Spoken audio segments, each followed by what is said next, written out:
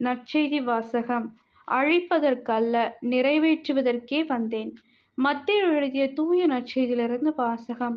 அதிகாரம் 5, இறைவசனங்கள் 17 முதல் 19. அக்காலத்தில் இயேசு தம் சீடரை நோக்கிக் கூறியது: திருச்சட்டத்தையோ இறைவாக்குகளையோ நான் அழிக்க வந்தேன் என நீங்கள் எண்ண வேண்டாம். அவற்றை அழிப்பதற்கல்ல, நிறைவேற்றுவதற்கே வந்தேன். விண்ணும் மண்ணும் ஒழிந்து போகும் முன் திருச்சட்டம் யாவும் நிறைவேறும். அதன் ஒரு சிற்றெழுத்தோ ஒரு புள்ளியோ ஒழியாது என உறுதியாக உங்களுக்கு சொல்கிறேன்.